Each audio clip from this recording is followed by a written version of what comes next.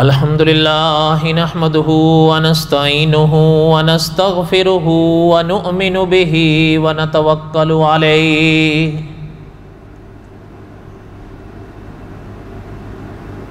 ونعوذ بالله من شرور أنفسنا ومن سيئات أعمالنا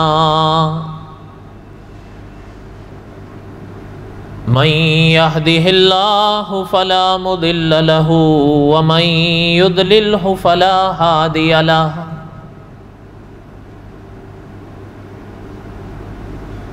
ونشهد أن لا إله إلا الله وحده لا شريك له ونشهد أن سيدنا وسندنا ومولانا محمدا عبده ورسوله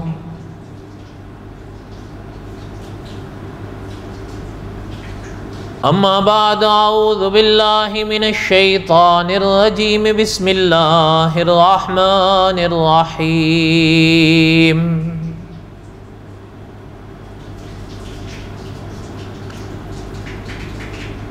الف لام را تلك آیات الكتاب المبین انا انزلناه قرآنا عربیا لعلکم تعقلون نحن نقص عليك احسن القصص بما اوحينا إليك هذا القرآن وإن كنت من قبله لمن الغافلين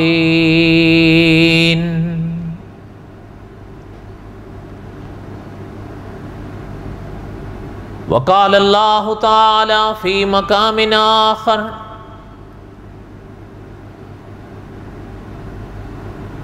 وَإِذْ أَخَذَ اللَّهُ مِيثَاقَ النَّبِيِّينَ لَمَا آتَيْتُكُم مِّن كِتَابٍ وَحِكْمَةٍ ثُمَّ جَاءَكُمْ رَسُولٌ مُصَدِّقٌ لِّمَا مَعَكُمْ لَتُؤْمِنُنَّ بِهِ وَلَتَنصُرُنَّهُ قال أأقررتم وأخذتم على ذلكم إصري قالوا أقررنا قال فاشهدوا وأنا معكم من الشاهدين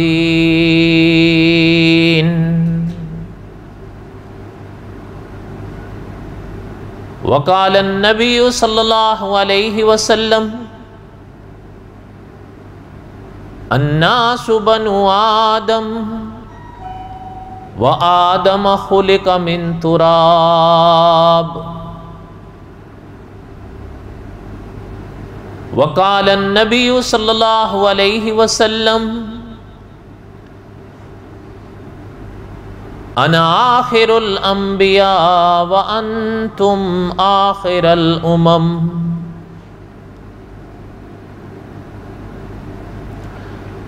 صدق اللہ العظیم وصدق رسولہ النبی الکریم ونحن على ذلك لمن الشاہدین والشاکرین والحمد للہ رب العالمین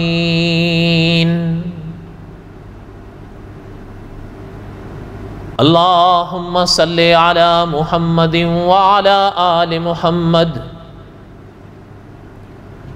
کما صلیت علی ابراہیم وعلی آل ابراہیم انکا حمید مجید اللہم بارک علی محمد وعلی آل محمد كما باركت على إبراهيم وعلى آل إبراهيم إنك حميد مجيد یا ربی صلی وسلم دائما ابدا علی حبیبک خیر الخلق کلہم هو الحبیب الذی ترجا شفاعتہ لکل حول من الاحوال مقتحم۔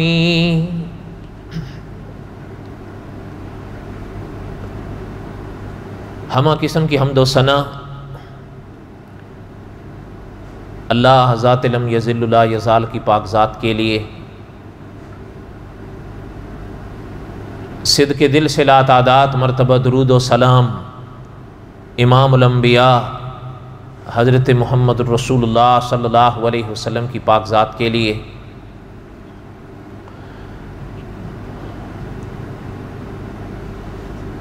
جمعے کے بیانات میں قصص الانبیاء کا سبق دہرا رہا تھا۔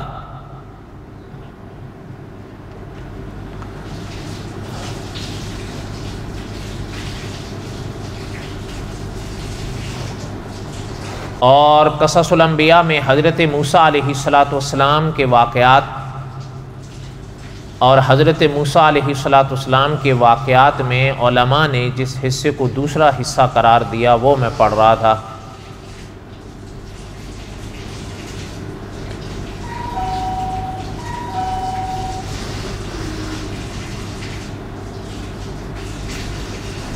گزشتہ سے پیوستہ جمعے کو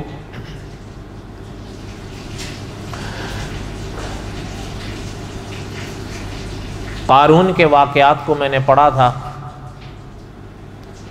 جو اس باب میں ضمناً علماء نے لکھا ہے، اور قرآن پاک میں بھی اللہ تعالیٰ نے قارون کے واقعے کو بیان فرمایا۔ وہ ہم اپنی بساط تک پڑھ چکے ہیں۔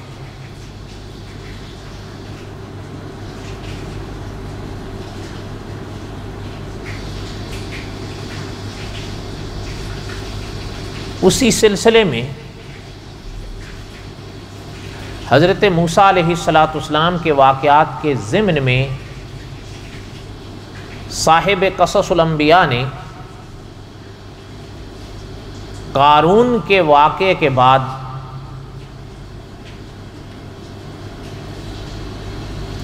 ایک اور شخص کا واقعہ بیان کیا ہے۔ اس شخص کا وہ واقعہ تو قرآن پاک میں ہی ہے،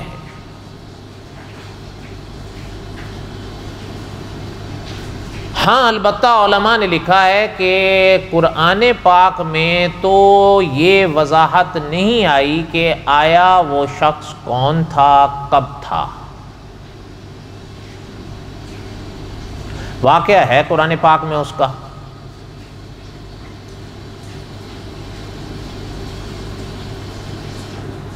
لیکن علماء نے لکھا ہے کہ جمہور علماء کا فیصلہ یہ ہے، اصل میں اس واقعے کے موقع پر 3 لوگوں کا تذکرہ لکھا گیا ہے کہ اس سے مراد بعض نے ایک قرار دیا، بعض نے دوسرا، بعض نے تیسرا، لیکن علماء نے لکھا ہے کہ جمہور کا فیصلہ یہ تھا اور یہ ہے کہ وہ شخص جس کا واقعہ قرآن پاک نے اس موقع پر بیان فرمایا ہے وہ حضرت موسیٰ علیہ السلام کے زمانے میں ہوا تھا۔ جمہور کا فیصلہ یہ ہے، اور انہوں نے علماء نے یہ بھی لکھا ہے کہ ظاہر بات ہے کلام پاک کا تو یہ اسلوب نہیں، ان علماء نے یہ لکھا ہے کہ وہ حضرت موسیٰ علیہ السلام کے ہی زمانے میں ہوا تھا، اور اس کا نام علماء نے لکھا ہے کہ اس کا نام تھا بلعم ابن باورا۔ اچھا، اس کے نام کے تلفظ میں بھی تھوڑا سا اختلاف ہے، لیکن علماء نے لکھا ہے کہ کوئی حیرانگی کی بات نہیں، یہ زبانوں کے فرق کی وجہ سے اس کے نام کے تلفظ میں فرق آیا، بلعام بن باور یا بلعم بن باورا۔ اس لیے کوئی ایک بھی لے لیں تو کوئی ایسے حرج کی بات نہیں ہے. بعض نے بلعام بن باعور لکھا ہے, بعض نے بلعم بن باعورا لکھا ہے, اور دوسرے علماء نے لکھا ہے کہ یہ اوپر سے آن ہوگا.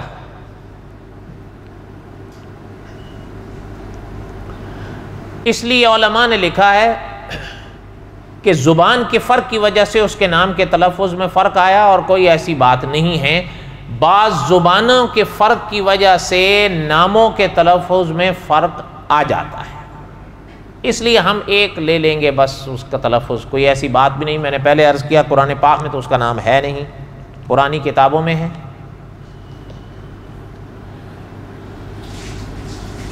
اس لیے ہم صاحب قصص الانبیاء نے بلعم بن باعورا لکھا, ہم اسی کو لے کے آگے چڑھ لیں. البتہ یہ بات ضرور ہے جو مفتی تقی عثمانی صاحب نے لکھا ہے کہ کوئی یعنی ان تینوں میں سے کوئی شخص اس واقعے کا مصداق ہو, اس میں کوئی شک نہیں ہے کہ اس واقعے میں میرے لیے, آپ کے لیے, دنیا کے لیے بہت بڑا سبق ہے. ہاں بات وہی لوٹتی ہے کہ ان اسباق سے میں کتنا فائدہ اٹھاتا ہوں اور آپ کتنا فائدہ اٹھاتے ہیں.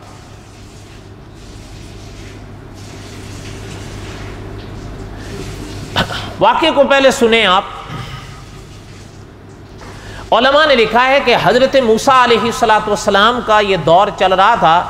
صاحب قصص الانبیاء نے اس کو قارون کے واقعے کے بعد لکھا ہے, اس لیے ہم اسی ترتیب کو لے کے آگے بڑھیں گے.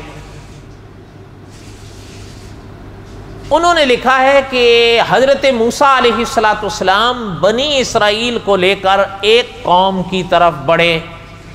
اب ہم ان باریکیوں میں نہیں جائیں گے کہ وہ قوم کون سی تھی, بس قوم کا ذکر ہے, بس اسی پر اکتفا کر دیں گے. بعض حضرات نے وضاحت بھی لکھی ہے لیکن میرے حال میں اس کی وضاحت کی یہاں ضرورت نہیں ہے. بس حضرت موسیٰ علیہ السلام اپنی قوم کو لے کے ایک قوم کی بستی کی طرف, ایک وادی کی طرف بڑھے. آگے جس وادی میں وہ قوم آباد تھی یا جس مقام پر وہ قوم آباد تھی, ان کو پتہ چلا, اور یہ تو یعنی مانی ہوئی بات ہے نا کہ دنیا میں یعنی باقی تو باقی رہے, انبیاء علیہ السلام کا بھی جو پاک سلسلہ ہے, ان ناموں میں بھی یعنی ان شخصیات میں بھی حضرت موسیٰ علیہ السلام کا نام پوری دنیا میں جگمگا رہا اور آج بھی جگمگا رہا ہے, جبکہ ان کو اس دنیا سے پردہ فرمائے بھی صدیاں گزر گئیں. اور میں نے ابتدائیے میں پڑھا تھا کہ مناظر اسلام مولانا محمد امین اکاڑوی رحمۃ اللہ علیہ فرمایا کرتے تھے کہ حضرت موسیٰ علیہ السلام اللہ کے وہ نبی گزرے ہیں کہ جن کی نبوت اور رسالت پر یہودی بھی متفق ہیں, عیسائی بھی متفق ہیں, اور میں اور آپ ہم مسلمان بھی متفق ہیں.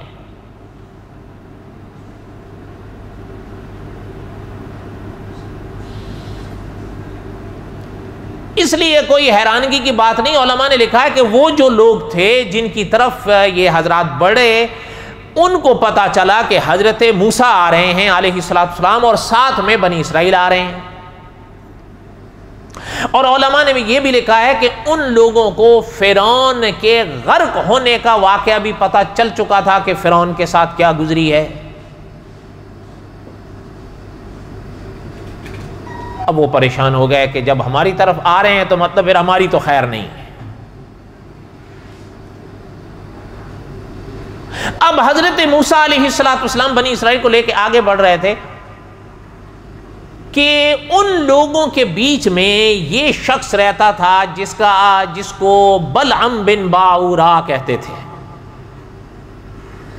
اچھا, قرآن پاک کی روشنی میں علماء نے لکھا ہے کہ اپنا یہ بھی نہیں کہ خدا کا منکر ہو یا حضرت موسیٰ کو نہ جانتا ہو. حضرت موسیٰ کو بھی بہت اچھی طرح جانتا تھا, حضرت کی نبوت اور رسالت کو بھی بہت اچھی طرح جانتا تھا, اور اللہ تعالیٰ کی پاک ذات پاک شان کو بھی اچھی طرح جانتا تھا, صاحب علم تھا. اچھا, اس کے ساتھ ساتھ علماء نے لکھا ہے کہ مستجاب الدعوات بھی تھا. جو دعا اللہ تعالیٰ سے کرتا تھا اللہ تعالیٰ منظور فرماتے تھے.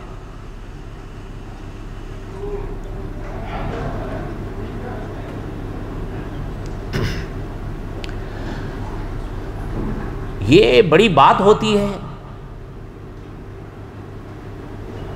تو بہرحال یہ وہاں تھا. اب اس کے پاس وہ لوگ آئے، اس بستی والے، اس قوم والے. بعض نے یہ بھی لکھا ہے یہاں تک کہ بادشاہ بھی آیا جو اس قوم، اس بستی کی نگرانی کرتا تھا.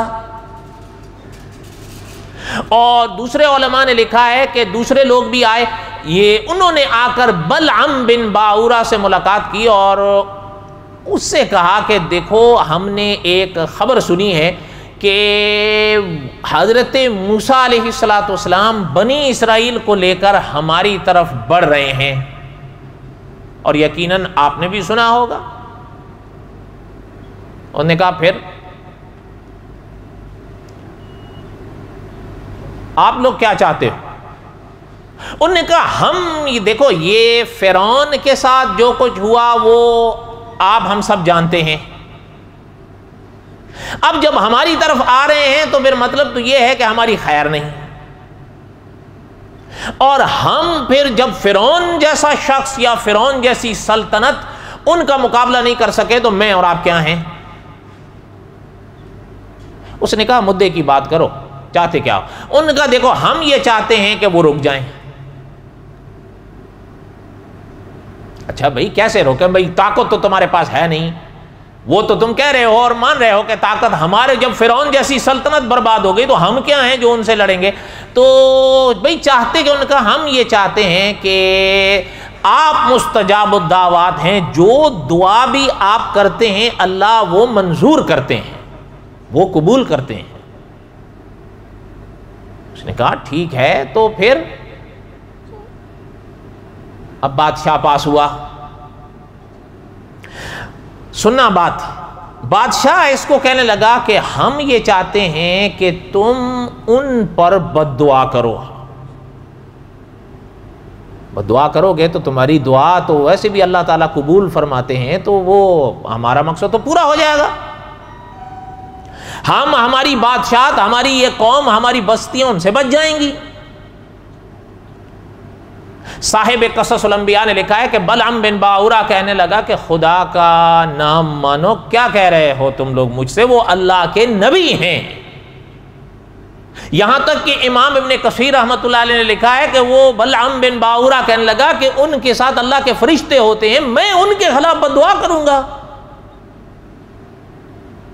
کہ دیکھو آپ کو کرنی پڑے گی. انہوں نے کہا کیوں؟ انہوں نے کہا وجہ یہ ہے آپ ہو تو ہمارے، بھئی ہماری قوم کے ہو، ہمارے ہاں رہتے رہے ہو، ہمارے ہاں پلے بڑے ہو، آج ہمیں تمہاری دعا کی یا بد دعا کی سب سے زیادہ ضرورت ہے. کرو اور ہمیں بچاؤ، ہم نہیں جانتے کچھ بھی. انہوں نے کہا بھئی میں نہیں کروں گا، تم جو بھی کہہ لو میں نہیں کروں.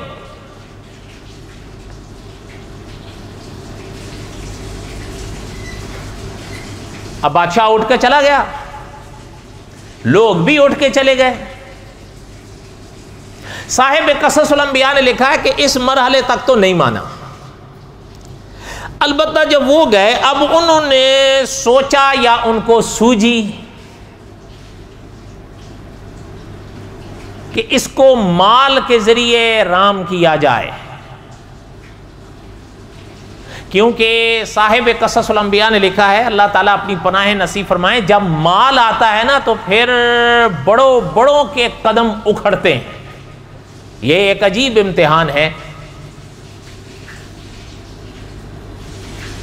انہوں نے کیا کیا کہ یعنی کتابیں تو بڑی عجیب و غریب وضاحت کرتی ہیں، بس ان کا خلاصہ یہی نکلتا ہے کہ بڑی بھاری رقم دولت، اور یقیناً وہ دولت پھر کوئی اتنی تو نہیں ہوگی کہ اتنا بڑا شخص ہلا ہے، یقیناً وہ کوئی اتنی بڑی دولت ہوگی کہ ایسا شخص ہلا ہے.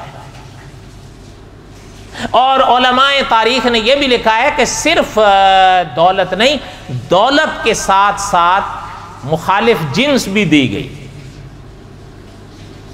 اور یہ دونوں چیزیں فتنہ بن کے کبھی کبھی سامنے آتی ہیں، پھر بڑوں بڑوں کے قدم اکھڑتے ہیں.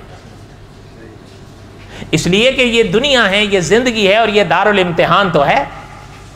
اور امتحان مشکلات کا ہی نام ہے، آسانیوں کا نام امتحان نہیں ہوتا۔ اس موقع پر وہ حدیث پاک ذہن میں تازی کر لیں جو آپ صلی اللہ علیہ وسلم کے پاک فرمان کے مفہوم پر علماء نے لکھی ہے کہ جنت آزمائشوں امتحانوں سے گھری ہوئی ہے۔ ایسا نہیں ہے کہ ایسا ہی کوئی بھی آئے اور چلا جائے گا۔ اچھا، اتنی بڑی دولت اور جب عورت اس کو پیش کی گئی تو وہ ڈاواڈول ہو گیا۔ یعنی اتنا بڑا شخص ہے کوئی، یعنی اس زمانے کی کتابیں بھی یہ بتاتی ہیں، اکابر نے لکھا ہے کہ یعنی ایک وقت یہ ہوتا تھا کہ یوں ہاتھ اٹھا کے اللہ سے فریاد کرنے کی اس کی دیر ہوتی تھی۔ اچھا، اور بعض علماء نے یہ بھی لکھا ہے کہ اس کی دعائیں قبول کیوں ہوتی تھیں۔ انہوں نے اور وجہوں کے ساتھ ایک وجہ یہ بھی لکھی ہے کہ اس کو اسم اعظم کا علم تھا، اسم اعظم کے ساتھ دعا مانگتا تھا، قبول ہو جاتی تھی۔ اور یہ تو آپ نے بھی سن رکھا ہے یا پڑھ رکھا ہوگا کہ آپ صلی اللہ علیہ وسلم کے پاک فرمان کا معنی ہے اسم اعظم کے ساتھ دعا مانگی جائے یا دعائیں مانگی جائیں تو اللہ قبول فرماتے ہیں۔ یہ تو بڑی مشہور حدیث ہے۔ ہاں، یہ آگے بحث ہے کہ اس میں اعظم ہے کون سا، اس میں کوئی بحث نہیں ہے۔ قبولیت میں تو جب اللہ کے نبی صلی اللہ علیہ وسلم نے وضاحت فرما دی تو بات ختم ہو گئی۔ اس لیے کہ میرا اور آپ کا عقیدہ یہ ہے کہ آسمان کا دامن پھٹ سکتا ہے، لب مصطفیٰ کی جنبشیں غلط نہیں ہو سکتی صلی اللہ علیہ وسلم، لیکن وہ اس میں اعظم ہے کون سا؟ ہاں، اس میں الگ اقوال ہیں، بلکہ اپنا اللہ تعالی رحم فرمائے مولانا محمد عاشق الہی بلند شہری رحمت اللہ علیہ گزرے ہمارے ملک میں، حضرت نے ایک کتاب کے حاشیے میں لکھا ہے کہ اسم اعظم کے بارے میں علامہ سیوطی رحمت اللہ علیہ نے کم از کم 40 اقوال لکھے ہیں۔ کتنے؟ 40۔ ہاں، یہ آدمی پھر سوچتا ہے کہ بھئی جب اتنی بڑی مقبولیت ہے اس کے ساتھ تو پھر یہ اختلاف کیوں ہے؟ ہمیں بتا دیا جاتا، ہم ہر وقت مانگ لیا کرتے ہیں۔ صحیح بات ہے، یعنی خیال آتا ہے یا نہیں؟ صحیح بات ہے۔ خیر، اس کی وضاحت اللہ نے موقع دی، اللہ تعالیٰ نے موقع دیا تو کسی اپنے موقع پر آ جائے گی۔ ابھی میں اسم اعظم پہ بات نہیں کر رہا، صرف ضمن بات آئی، کہنے کا مقصد یہ تھا کہ علماء نے لکھا اس کو اسم اعظم یاد تھا، اسم اعظم پڑھ کر دعا مانگتا تھا، اس کی دعا قبول ہوتی تھی، لوگ آتے تھے اس کے پاس اس سے دعائیں کرانے کے لیے۔ لیکن رشوت، یہ اصل تو رشوت ہی تھی نا جو لا کر اس کو دی گئی ہے، علماء نے لکھا یہ رشوت ہی تو تھی۔ ہاں، یہ بھی علماء نے لکھا ہے کہ بھائی رشوت دے رہے ہو، انہوں نے کہا جی یہ تو تحفہ ہے۔ کیا ہے؟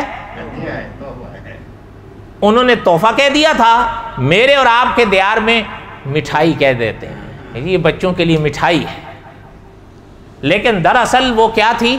رشوت تھی۔ وہ رشوت کا اتنا بڑا انبار، وہ ہل گیا، اتنا بڑا شخص۔ اللہ تعالیٰ ایسے امتحانوں سے بچائے۔ کاش میں اور آپ جو بھی ہیں اس مرحلے پر آقا صلی اللہ علیہ وسلم کا وہ فرمان ذہن میں تازہ کر لیا کریں تو ہم بڑے بڑے گناہوں سے بچیں گے۔ کہ جو اکابر نے فرمایا نا کہ آپ صلی اللہ علیہ وسلم کے پاک فرمان کا معنی ہے کہ جو جسم حرام سے پلے گا وہ جنت میں جا ہی نہیں سکتا۔ اور رشوت کیا ہے؟ بولو تو صحیح۔ لیکن یعنی کہنے کا مقصد کیا ہے؟ دیکھو، ایک شخص، اللہ تعالیٰ بچائیں، یہ نہیں کہ میں کہہ رہا ہوں باقی، کوئی حیرانگی بسا اوقات ہوتی ہے، کبھی نہیں ہوتی، کہ ایک شخص اللہ تعالیٰ معاف فرمائے داڑھی منڈا ہوا ہو، پینٹ شرٹ پہنی ہوئی ہو، وہ رشوت لے رہا ہو، تو کبھی کبھی ہمیں تعجب نہیں ہوتا، شاید ہم اس بیماری کے سننے یا چکھنے کے عادی ہو گئے ہیں۔ میں غلط کہہ رہا ہوں؟ بولو۔ اس لیے کبھی، حالانکہ بات تو بری ہے، کبھی حیرانگی نہیں ہوتی۔ دیکھیں، ہمارے اور آپ کے جو بڑے ہوتے تھے نا، وہ بسا اوقات کچھ ایسی چیزوں کو جو فی الحقیقت بری تھیں ان کو برا مانتے تھے، برا سمجھتے تھے، اب ان کی برائی کا ویسا احساس میرے اور آپ کے دلوں میں نہیں رہا۔ اس کی وجہ کیا ہے؟ علماء نے لکھا ہے کبھی کبھی کچھ چیزیں اتنی عام ہو جاتی ہیں کہ میری اور آپ کی آنکھیں بند ہو جاتی ہیں۔ لیکن یہ بلعام بن باورہ جیسا شخص جب داڑھی رکھی ہوئی اور اتنا بڑا شخص مستجاب الدعوات، اور جانتا بھی ہے کہ حضرت موسیٰ اللہ کے کلیم ہیں، اور یہ بھی جیسے امام ابن کثیر رحمۃ اللہ نے لکھا کہ انہوں نے کہا تھا کہ ان کے ساتھ خدا کے فرشتے ہوتے ہیں، تو مجھ سے ان کے لیے بددعائیں مانگوانے آئے ہو۔ اس سے پتہ چلتا ہے کوئی جاہل تو نہیں تھا، اس کے باوجود رشوت پہ مر مٹا۔ وَاتْلُ عَلَيْهِمْ نَبَأَ الَّذِي آتَيْنَاهُ آيَاتِنَا فَانْسَلَخَ مِنْهَا فَأَتْبَعَهُ الشَّيْطَانُ فَكَانَ مِنَ الْغَاوِينَ۔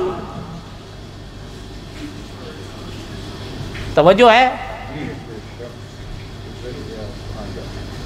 اللہ نے فرمایا، آپ قرآن پاک سے اس واقعے کو سنیں، یہاں تک خلاصہ سمجھ میں آیا ہے، اب قرآن پاک سے اس واقعے کو سنیں۔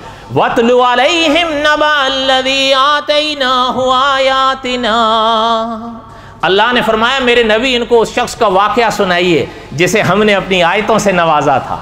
فَانْسَلَخَ مِنْهَا، فَانْسَلَخ علماء نے لکھا ہے یہ کس کو کہتے ہیں فَانْسَلَخ؟ یہ جو اپنا بکری ہوتی ہے نا، مثلا بکری کی کھال کو نکال دو، یہ فَانْسَلَخ ہے۔ فَانْسَلَخَ مِنْهَا، وہ ایسے نکل گیا جس طرح بکری کی کھال بکری سے نکل جاتی ہے۔ اچھا، پہلے دین اسلام دین پر تھا، شیطان سے بچا ہوا تھا، اب جیسے ہی یہ لچھن اپنائے فَأَتْبَعَهُ الشَّيْطَانُ، شیطان پیچھے لگ گیا۔ پہلے تو رکاوٹ تھی نا دین کی وجہ سے، اچھا جیسے ہی وہ نکلا اور ان چیزوں کو چھوڑا، شیطان پیچھے پڑ گیا۔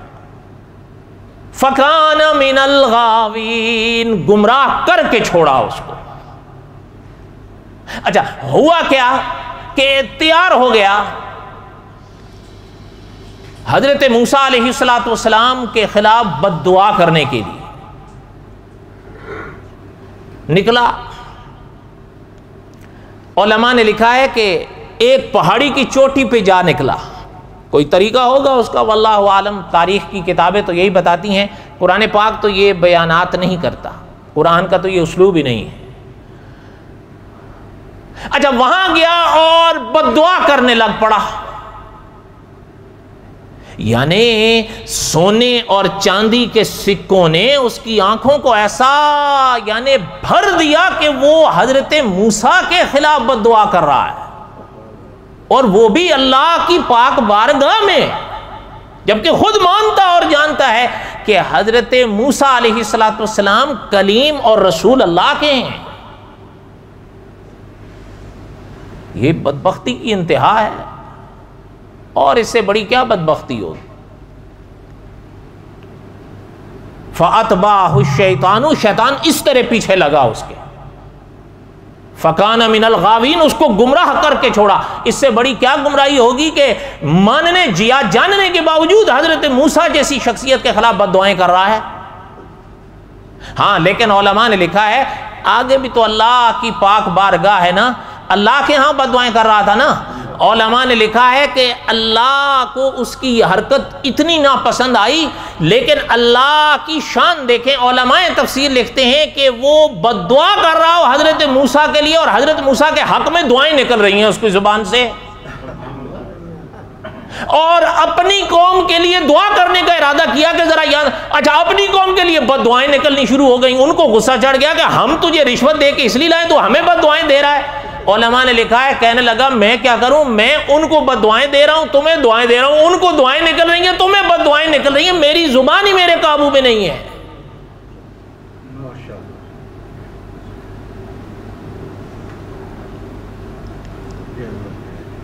وَلَوْ شِئْنَا لَرَفَعْنَاهُ بِهَا وَلَكِنَّهُ أَخْلَدَ إِلَى الْأَرْضِ وَاتَّبَعَ هَوَاهُ۔ اپنی نفسانی خواہشات کے پیچھے چل پڑا. اللہ نے فرمایا کہ زمین کی طرف ہی جھکتا جا رہا ہے. اس کو اٹھنا تھا نا, آیتوں سے نوازا گیا تھا, اٹھنا تھا, وہ زمین کی طرف ہی دھنستا جا رہا ہے, اترتا جا رہا ہے زمین کے نیچے کی طرف. اور اللہ نے فرمایا کہ وَاتَّبَعَ هَوَا, اپنے نفس کی خواہش کے پیچھے چل پڑا. فَمَثَلُهُ كَمَثَلِ الْكَلْبِ, اللہ نے فرمایا اس کی مثال ایسی ہے جیسے کتا. کلب چھوٹے کاف کے ساتھ, قلب بڑی کاف کے ساتھ دل ہوتا ہے, چھوٹی کاف کے ساتھ کتے کو کہتے ہیں. فَمَثَلُهُ كَمَثَلِ الْكَلْبِ, اللہ نے فرمایا اس کی مثال کتے جیسی ہے. إِن تَحْمِلْ عَلَيْهِ يَلْحَث, اس کے اوپر بوجھ ڈالو. علماء نے ان تحمل علیہ یلحس کے کئی معنی کیے ہیں, ان میں ایک معنی ہم لے لیتے ہیں. فرمایا کہ اگر کتے کے اوپر کوئی بوجھ ڈالو یا اس کو مارنے کے لیے چلو, وہ ہانپتا ہے. او تترکہ یلحس, یا اسے اس کے حال پر چھوڑ دو تب بھی ہانپتا ہے. ذالک مثل الذین, ذالک مثل القوم الذین کذبوا بآیاتنا, اللہ نے فرمایا یہ ان لوگوں کا حال ہے جو ہماری آیتوں کا انکار کرتے ہیں. ذالک مثل القوم الذین کذبوا بآیاتنا, یہ مثال ہے ان لوگوں کی جو ہماری آیتوں کا انکار کرتے ہیں. فقصص القصص, میرے پیغمبر ان کو یہ قصے سناؤ. لعلہم یتفکرون, تاکہ یہ غور کریں. معنی سمجھ میں آیا؟ کچھ آپ بھی غور کرو گے یا صرف انہیں نہیں کرنا تھا؟ ذرا سوچ کے بتاؤ. آخر میرے اور آپ کے بھی تو غور کرنے کا سامان ہے نا اس موقع پر, تبھی تو اللہ فرما رہے ہیں, ورنہ وہ تو حضور علیہ السلام سے بہت پہلے گزرے ہوئے لوگ ہیں. فقصص القصص, میرے پیغمبر یہ قصے سنائیں ان کو. لعلہم یتفکرون, تاکہ یہ سوچیں, غور کریں. اچھا غور صرف انہوں نے کرنی تھی یا میں نے اور آپ نے بھی کرنی ہے؟ اچھا یعنی علماء نے عجیب یہ لکھا ہے کہ ایک تو یہ کہ آیا اس کو جو کتے سے مثال دیا نا بلعم بن باعورہ کو, یعنی اتنا بڑا شخص تھا یہ اپنے وقت پر, اس کے بعد انجام دیکھیں اس کا. اس لیے علماء نے لکھا ہے کہ میرے اور آپ کے لیے بڑے بڑے سبق لکھے ہیں علماء نے اس باب میں. کئی اسباق میں ایک سبق یہ ہے کہ اگر اللہ تعالی مجھے اور آپ کو سجدے کی توفیق دے دیں تو اس سجدے پر نہ میں گھمنڈ کروں نہ آپ گھمنڈ کریں, اللہ کا شکر ادا کریں. ایک بات. دوسری بات علماء نے لکھی ہے, بڑی اس باب میں بڑے اسباق لکھے ہیں, میں آپ کو کیا کیا سنا سکتا ہوں. جنہوں نے پڑھا ہے وہ جانتے ہیں اتنے اسباق ہیں اس باب میں کہ انسان دنگ رہ جاتا ہے پڑھ کے. آخر اللہ تعالیٰ نے ویسے تو نہیں فرمایا فقصص القصص لعلہم یتفکرون. پتہ ہے علماء نے لکھا ہے اللہ نہ کرے, اللہ تعالیٰ ہر ایک کی حفاظت فرمائے. اگر کوئی گنہگار, ایک شخص عبادت کر کے نکلتا ہے, دھیان دینا میری طرف, ایک شخص عبادت کر کے نکلتا ہے, ایک شخص گناہ کر کے نکلتا ہے, ظاہر بات ہے دونوں کا چہرہ تو فرق ظاہر کر دیتا ہے. ایک شخص, اگر میں مثالی بات کرتا ہوں, ایک شخص اگر رات کو تہجد کی 2 رکعتیں پڑھ کر سو جائے اور اللہ نہ کرے دوسرا شخص کوئی گناہ کر کے سو جائے, سویرے دونوں کا چہرہ ایک جیسے ہوتا ہے؟ بولو, سوال ہی نہیں پیدا ہوتا. لیکن ایک چیز علماء نے لکھی ہے نصیحتاً عابد کو کہ تیری عبادت کی توفیق جو اللہ نے تجھے دی ہے, اللہ سے قبولیت کی دعا مانگ. اگر سامنے کوئی گنہگار آ جائے, اس گناہ سے بھلے تو نفرت کر جو اس نے اپنایا, اس گنہگار سے نفرت نہیں کرنا, اس کو گری ہوئی نگاہ سے نہیں دیکھنا, کیا پتا کل تو اس کی جگہ نہ چلا جائے. صحیح کہہ رہا ہوں غلط کہہ رہا ہوں؟ حتیٰ کہ علماء نے اس باب میں عجیب بات لکھی ہے, ایسے عابد کو نصیحت کے, گناہ کی حوصلہ افزائی نہیں ہے, گناہ کی حوصلہ افزائی کون کر سکتا ہے؟ عابد کی حفاظت مقصود ہے تاکہ گھمنڈ پیدا نہ ہو, اس لیے کہ گھمنڈ بڑے بڑوں کو لے جاتا ہے. یہ نہیں دیکھ رہے ہو کیا حال ہوا اس کا؟ ہاں علماء نے لکھا ہے عابد کی نصیحت کے لیے کہ اے زاہد کسی رند کو نگاہ کم سے نہ دیکھ, شاید اس کریم کو تو پسند کہ وہ پسند. سبحان اللہ. تو کہہ یا سمجھ نہیں آیا آپ کو؟ زاہد اور رند نہیں سمجھتے میرے حال میں آپ؟ ہاں زاہد اس کو کہتے ہیں جو عبادت کرتا ہے، رند اس کو کہتے ہیں جو تھوڑی سی، گنہگار جس کو کہتے ہیں، ہے معنی وہی ہے جو انہوں نے کیا ہے، لیکن یہاں پر مفہوم گنہگار کا ہے نا، اس لیے کہ اللہ معاف فرمائے کوئی اگر اللہ نہ کرے کوئی پیتا ہے تو گنہگار ہی ہے نا، بولو تو صحیح ہے یا نہیں؟ اس لیے علماء نے لکھا ہے کہ زاہد کسی رند کو نگاہ کم سے نہ دیکھ، کہ او عبادت گزار عابد کسی گنہگار کو کم نگاہ سے نہ دیکھنا، شاید اس کریم کو تو پسند کہ وہ پسند۔ بلم بن باورا کا حال دیکھ، مستجاب الدعوات شخص، یعنی علماء نے لکھا یوں کرنے کی اس کی دیر تھی، اس کا کیا حال ہوا؟ اس میں اعظم وہ جانتا تھا جس کے صدقے اس کی دعائیں قبول اللہ تعالیٰ فرماتے تھے، لیکن انجام کیا ہوا؟ اعتبار تو انجام کا ہوتا ہے۔ اچھا، علماء نے یہ بھی لکھا ہے، اللہ تعالیٰ محفوظ فرمائیں، مولانا ابوالکلام آزاد رحمۃ اللہ علیہ فوت ہو گئے، اللہ تعالیٰ یعنی مدتیں ہو گئیں، دعا کریں کہ اللہ تعالیٰ ان کی قبر پہ کروڑوں رحمتیں نازل فرمائیں۔ آج کئی لوگوں سے سنائی دیتا ہے، کہیں ان کا بیان آتا ہے، کہیں ان کی مدتیں ہو گئیں، زمانے ہو گئے۔ 2 بار میں نے ان کی قبر پر جانے کی کوشش کی، دونوں بار رکاوٹ آ جاتی تھی، بس اتنا فاصلہ رہ جاتا تھا یہاں سے لے کر آپ یہ جگہ سمجھ لیں۔ تو خیر بہرحال میں بعد مولانا ابوالکلام آزاد کی کرا تھا، میں دوسری طرف آ گیا۔ انہوں نے ایک جگہ لکھا اسی باب میں، یہ بلعم بن باورا کے باب میں انہوں نے لکھا ہے کہ ایک وہ مکھی جو گندگی پر بیٹھ کر اٹھے، ایسے ہزاروں علماء سو سے بہتر ہے جنہوں نے لوگوں کے عقیدے برباد کر دیے۔ نہیں سمجھ آئی بات آپ کو؟ یہ الفاظ میں پھر دوہرا رہا ہوں، یہ مولانا ابوالکلام آزاد کے الفاظ ہیں، اسی بلعم بن باورا کے باب میں لکھے، فرمایا وہ مکھی جو گندگی پر بیٹھ کر اڑ جاتی ہے، وہ مکھی ایسے علماء سو ہزاروں سے بہتر اور اچھی ہے جنہوں نے لوگوں کے عقیدے برباد کر دیے۔ اس کے بعد جو کچھ لکھا ہے وہ میں آپ کو بتاؤں تو آپ لٹھ لے کے میرا سر توڑ دو گے، میں مذاق نہیں کر رہا ہوں۔ آپ میں سے کتنے ہوں گے وہ نماز پڑھنی چھوڑ دیں گے؟ اس لیے اب وہ سب نہیں سنا سکتا، لیکن آخری بات عرض کرتا ہوں، اگر یاد رکھو گے تو یہ سلسلے ہمیشہ 2 رہے چل کے آئے ہیں، وہ ممکن انشاءاللہ یہ جو عقیدہ ختم نبوت کا ہمارا جلال الدین اکبر کا درس شروع ہوا ہے نا، اس میں ذکر کروں گا علماء حق اور علماء سو۔ علماء حق تو کبھی نہیں بکتے ہیں، وہ علماء حق ہوتے ہی اس لیے کہ وہ کبھی نہیں بکتے، ہاں علماء سو بک کر بلعم بن باورا تک یا اس سے کم تک پہنچ جاتے ہیں۔ ضروری تو نہیں نا کہ سارے پہنچ جائیں ہیں۔ البتہ ایک بات مجھے یاد آئی جو آپ کو سنا رہا تھا، آخری بات، آپ کے ملک میں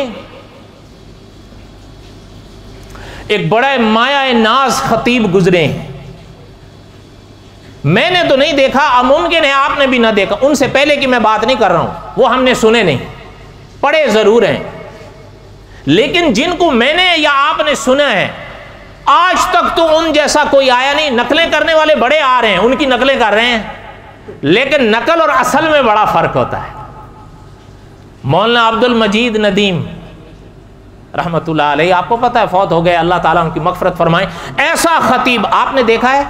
بولو، آپ میں سے کئی حضرات نے ان کو سنا ہوگا۔ ہاں دیکھیں، ایک ہے نیٹ پر سننا یا کیسٹ کے ذریعے سننا، اور ایک ہے تھا آمنے سامنے سننا۔ بہترین قرآن پاک پڑھتے تھے، وہ سب آپ جانتے ہیں۔ ان کی بات جو سنا رہا تھا، وہ ایک بات کہتے تھے، مجھے ان کی بات یاد آئی، یہ دل کی لو پر لکھ کے چلے جاؤ۔ وہ فرماتے تھے کہ ایک عنوان ہے نا بڑا پیارا، عشق رسالت، دھیان میری طرف دے، عشق رسالت، لیکن حضرت فرماتے تھے کہ اس مقدس عنوان کو لے کر 2 طبقے سامنے آئے ہیں، ایک وہ جنہوں نے عشق رسالت کے پاک عنوان پر مارے کھائی ہیں، اور ایک وہ جنہوں نے عشق رسالت کا پاک عنوان لے کر مال کھایا ہے۔ یہ دونوں ایک جیسے ہیں؟ بولو تو صحیح۔